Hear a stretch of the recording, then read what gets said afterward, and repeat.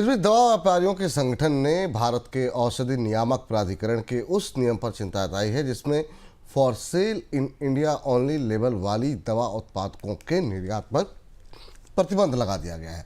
कारोबारियों के अनुसार पिछले साल लागू किए गए इस नियम से निर्यातकों को भारी नुकसान हो रहा है, वहीं लोगों को भी सस्ती दवाओं से वंचित होना पड़ रहा है। सर, ये लेबलिंग को हटाने की डिमांड क्यों हो रही है और असल में दरअसल ये पूरा मसला है क्या? ये लेबल ये भी मामला बड़ा दिलचस्प है। और जो लेबल है फॉर सेल इन इंडिया, ये पेटेंट लॉ के हिसाब से यूज किया जाता है।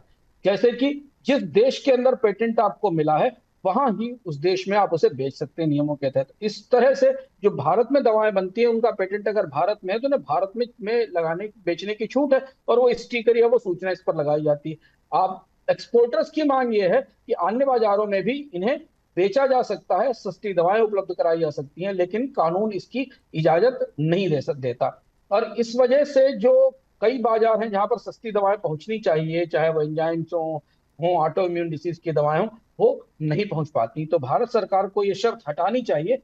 जहां पर पेटेंट कानून लागू नहीं है, जिन देशों में पेटेंट कानून लागू नहीं है वहां पर इन दवाओं पे जब ये लगा होता है, स्टिकर लगा होता है फॉर सेल इंडिया, तो वहां उन्हें बेचने नहीं दिया जाता है। ये है इसकी पेचीदगी, जिसे लेकर सरकार को नीतिगत फैसला करना है। हम्म।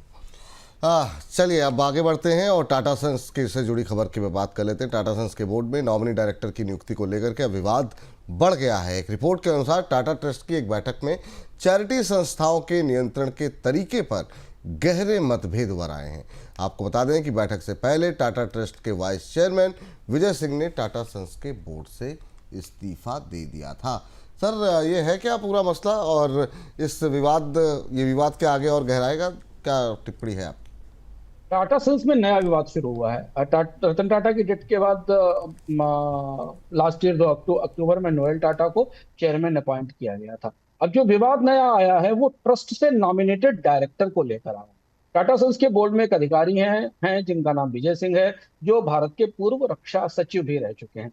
इन्हें नॉमिनी डायरेक्टर के तौर पर 2013 से अपॉइंट किया गया है और टाटा ट्रस्ट ने 2018 में इन्हें फिर अपॉइंट किया। अब इन्हें इनके रीअपॉइंटमेंट की जरूरत है टाटा सन्स के बोर्ड में, जिसमें उन्होंने इस्तीफा दे दिया है।